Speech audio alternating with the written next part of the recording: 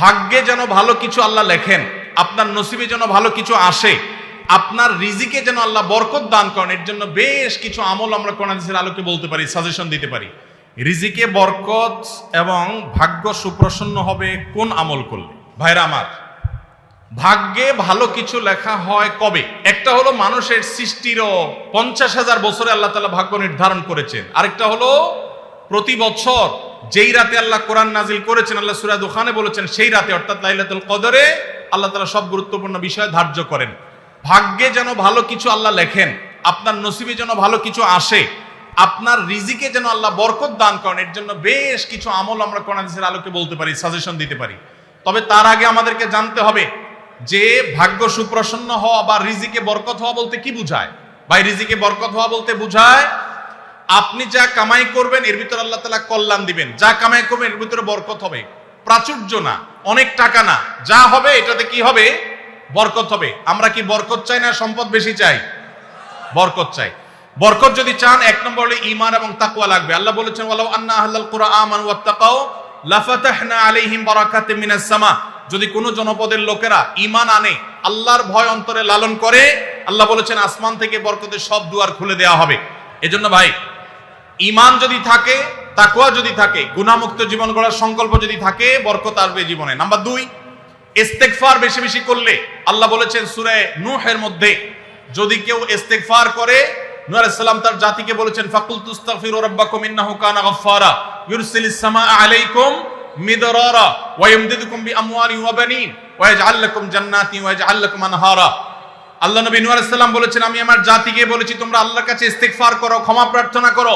বেশি বেশি ইস্তেগফার করলে আল্লাহ তাআলা রিজিকের মধ্যে বারাকা দিবেন, অভাব দূর করবেন, সম্পদে এবং সন্তানে আল্লাহ তাআলা বরকত দান করবেন। তাহলে 2 নম্বর আমল হলো ইস্তেগফার করা, রিজিকে বরকত হবে ইনশাআল্লাহ। নাম্বার 3, শুকর আদায় করা। আল্লাহ বলেছেন লা ইন শাকারতুম লা আযীদান্নাকুম। আপনি কোনো কিছু পেয়েছেন, আলহামদুলিল্লাহ বলেন, যা পাইছেন শুকর আদায় করেন, আল্লাহ নিয়ামত বাড়ায় দিবেন। নাম্বার 4, দান সাদাকা করা। আল্লাহ তাআলা বলেছেন ইয়ামহাকুল্লাহুর রিবা ওয়া ইউরবিস সাদাকাত। আল্লাহ সুদকে ধ্বংস করবেন, তবে সাদকা এবং দান এটাকে আল্লাহ তাআলা বাড়িয়ে দিবেন। এইজন্য কেউ যদি দান করে, আল্লাহ তাআলা তাকে কি দেন? বরকত দান করেন তার রিজিকে। তারপরে 5 নম্বর হলো আত্মীয়তার সম্পর্ক রক্ষা করা। নবীজি সাল্লাল্লাহু আলাইহি সাল্লাম বলেছেন মান সাররাহু আন ইউবসাতা লাহু ফি রিজকিহি আও ইউনসালাহু ফি আথারিহি ফালিয়াসিল রাহিমা। যে ব্যক্তি চায় তার আত্মীয়তার সম্পর্কে, যে ব্যক্তি চায় তার হায়াতে বরকত হোক, তার রিজিকে বরকত হোক, সে যেন আত্মীয়তার সম্পর্কের সাথে সম্পর্ক ভালো রাখে, আত্মীয়দের সাথে, অর্থাৎ রক্ত সম্পর্কে আত্মীয়দের সাথে যেন সম্পর্ক কানেক্টেড রাখে, বিচ্ছিন্ন না করে, তাহলে তার রিজিকে এবং হায়াতে বরকত হবে।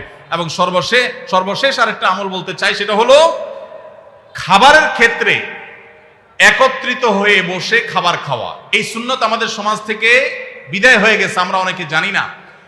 আবু দাউদের একটি হাদিস বর্ণিত হয়েছে, নবীজি সাল্লাল্লাহু আলাইহি সাল্লামের কাছে এক ব্যক্তি বললেন, হে আল্লাহর রাসূল, আমরা খাই কিন্তু অনেক খাওয়ার পরেও পরিতৃপ্ত হই না, পেট ভরে না, খাবারের চাহিদা পরিপূর্ণ মিটে না, কারণটা কি? নবীজি সাল্লাল্লাহু আলাইহি সাল্লাম বলেছেন তোমরা সম্ভবত আলাদা আলাদা প্লেটে খাও, আলাদা আলাদা সিঙ্গেল খাও। তখন নবীজি সাল্লাল্লাহু আলাইহি সাল্লাম বলেছেন তোমরা সবাই একসাথে খানা খাবে, আল্লাহ তাআলা তোমাদের খাবারে বরকত দান করবেন। একসাথে খানা খাবে এবং বিসমিল্লাহ বলে খাবে, এই 2টা কাজ করলে আল্লাহ তাআলা তোমাদের খাবারে বরকত দান করবেন। এজন্য ভাইরা, বাসা বাড়িতে এক প্লেটে স্বামী স্ত্রী 2জন আছেন, এক প্লেটে খাবেন। বাচ্চাদেরকে নিয়ে বড় প্লেট নিয়ে খানা খাবেন, এটা সুন্নাত। নবীজি সাল্লাল্লাহু আলাইহি সাল্লাম উৎসাহ দিয়েছেন, কিন্তু আমাদের সমাজ থেকে এটা এখন হারিয়ে গেছে, নাই বললে চলে। আমরা সবাই যার যার মতো খানা খাই। এজন্য এই কাজটাও আমাদের আমলে, আমাদের রিজিকে, আমাদের হায়াতে বরকত এনে দিবে ইনশাআল্লাহ। আকিকা না দিলে কি শিশুর বিপদ কাটে না? আকিকা না দিলে শিশুর বিপদ কাটে না এমন কোনো কথা কোরআন হাদিসে নেই। তবে আকিকা দেওয়া এটা গুরুত্বপূর্ণ একটা আমল। আল্লাহ কাউকে পুত্র সন্তান দান করলে 2টি ছাগল, আর কন্যা সন্তান দান করলে 1টি ছাগল জবে করা, এটা নবীজি সাল্লাল্লাহু আলাইহি সাল্লামের সুন্নাহ। এটা জন্মের 7ম দিনে, না হলে 14তম দিনে, না হলে 21তম দিনে করবেন। সেটাও যদি কোনো কারণে না হয়, পরে যে কোনো সময় করলেও আদায় হয়ে যাবে। এমনকি কারো শিশুকালে যদি আকিকা দেওয়া না হয়, বড় হওয়ার পর তার আকিকা দিলেও আদায় হয়ে যাবে। এই আকিকা এটা না দিলে যে বিপদ কাটে না এরকম কোনো কথা নাই। তবে হ্যাঁ, বিভিন্ন হাদিসে নবী সাল্লাল্লাহু আলাইহি সাল্লাম বলেছেন কুল্লু গুলামিন মুরতাহানুন বিআকিকাতিহি। বাচ্চার এটা আকিকার উপরে সে অনেকটা ডিপেন্ডেন্ট থাকে। এই হাদিসের ব্যাখ্যা অনেক মুহাদ্দিসরা বলেছেন আকিকা না দিলে আকিকা দেওয়ার ফলে সে বিভিন্ন ক্ষয়ক্ষতি থেকে বেঁচে থাকতো। অনেকে বলেছেন শয়তানের কুমন্ত্রণা থেকে বেঁচে থাকে আকিকার মাধ্যমে, এটা থেকে সে আর বাঁচতে পারে না, ওই ক্ষতি তাকে স্পর্শ করার সম্ভাবনা থাকে। তবে কেউ আকিকা দিতে পারলো না, অন্য কোনো আমল করলো তার সন্তানের জন্য, আল্লাহ তাআলা তাকে সেভ করতে পারেন। এমন কোনো কথা নাই যে আকিকা না দিলেই তার সন্তানের বিপদ কাটবে না। তবে আকিকা দেওয়া উচিত, এর মাধ্যমে সন্তান নানাভাবে উপকৃত হয়, নানাভাবে সেভ থাকে, নিরাপদে থাকে। আল্লাহ আমাদের যাদের সামর্থ্য দিচ্ছে তাদেরকে আমল করার তৌফিক দান করুন। আমি একজন প্রাইমারি স্কুলের শিক্ষক। সকাল 9টা থেকে 4টা পর্যন্ত আমার কর্মঘণ্টা, 4টা 15 পর্যন্ত আমার কর্মঘণ্টা। 5 বছর বয়সী বাচ্চা থেকে শুরু করে 12 বছরের শিক্ষার্থী পড়ে। প্রতিটা ক্লাসের সময়কাল 40 মিনিট। সকালে 3-4টা ক্লাস নিলে শরীর আর চলে না। পরবর্তী ক্লাসগুলো শুরুর ক্লাসের মতো মনোযোগ দিতে পারি না। তাতে কি আমার বেতনের টাকার কোনো প্রবলেম হবে? শত শত কোমলমতি শিক্ষার্থী সামলানো অনেক কষ্টকর হয়। ভাইরা আমার, আল্লাহ কোরআনে বলেছেন লা ইউকাল্লিফুল্লাহু নাফসান ইল্লা উসআহা। সাধ্যের বাইরে কোনো কিছু করতে আল্লাহ আমাদেরকে বাধ্য করেন নাই। এজন্য আমাদের উচিত হবে যে আমরা যারা চাকরি করব, যতক্ষণ সাধ্য থাকে ততক্ষণ আমরা মনোযোগ দিয়ে কাজ করব। আমার এনার্জি আর কুলাচ্ছে না। আগে প্রথম আইসা যেরকম করতে পারছি সকালের দিকে, দুপুরের পরে শরীরে এনার্জি একটু কমে যাবে, এটা স্বাভাবিক। এর কারণে ইনশাল্লাহ আপনি আল্লাহর কাছে পাকড়াও শিকার হবেন না। যদি আপনি ইচ্ছাকৃত গাফিলতি করেন, মোবাইল টিপাটিপি করে সময় নষ্ট করেন, বাচ্চাদের ক্লাসে দেরিতে যান, তাহলে সেজন্য আল্লাহর কাছে জব দিয়ে করা লাগবে। কিন্তু আপনার এনার্জি কমে গেছে, প্রথম ক্লাসের মতো মনোযোগ আর ধরে রাখতে পারছেন না, এর কারণে আপনি গুনাহগার হবেন না।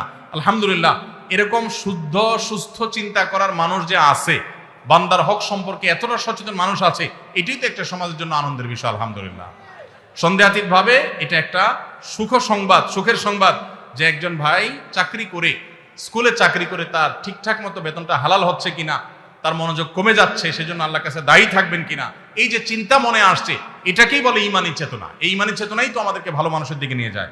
আল্লাহ আমাদের এই ভাইকে আরো বেশি ঈমান আমল বানানোর তৌফিক দান করুন। আইডি কার্ড ও পাসপোর্ট বানানোর কাজ করা হালাল নাকি হারাম? আইডি কার্ড বা পাসপোর্টের কাজ, অর্থাৎ কারোর আইডি কার্ড পাসপোর্ট লাগবে, সেটার জন্য কাগজপত্র রেডি করলেন, অনলাইনে ফর্ম ফিল আপ করে দিলেন, এসব কাজ টাজ করে আপনি ফি নিলেন, এটা জায়েজ আছে। কিন্তু আপনি আইডি কার্ড এবং পাসপোর্ট অবৈধ উপায়ে যেটা পাওয়ার কথা না সেটা পাওয়াই দিবেন, যেটা 10 দিনে পাওয়ার কথা সেটা 5 দিনে পাওয়াই দিবেন, এই রকম করে যদি আপনি অফিসারদের সাথে তলে তলে লিঙ্ক করে ঘুষের লাইন করে আর ক্লায়েন্টের কাছ থেকে টাকা নেন, তাহলে সেই উপার্জন আপনার হারাম। কথা কি বুঝাতে পারছি? একটা হলো যে আপনার একটা দোকান আছে, কম্পিউটার দোকান আছে, নেট সার্ভিস আছে, আপনি অনলাইনে ফর্ম ফিল আপ করে দিলেন, কাগজপত্র আগায় জোগায় দিলেন, এটার জন্য ফি আপনি 2000 4000 আপনি নিতে পারবেন। কিন্তু আপনি ক্লায়েন্টের কাছ থেকে অতিরিক্ত টাকা নিয়ে ওই পাসপোর্ট অফিসার, এনআইডি কার্ডের ওই অফিসারে আপনি ঘুষ দিলেন, দিয়া আপনি কাজটা করে আনলেন। এই ঘুষের কারবার করে অবৈধ কাজ করলেন, দেরির কাজ আগের করাইলেন, লাইন ব্রেক করাইলেন, নানামুখী যে শয়তানিগুলো আমাদের দেশে হয়, অবৈধ কাজ হয়, এগুলোর জন্য যদি টাকা লেনদেন করেন, তাহলে আপনার এই ব্যবসা হালাল হবে না। আস-সুন্নাহ ফাউন্ডেশন, উম্মার স্বার্থে সুন্নাহর সাথে।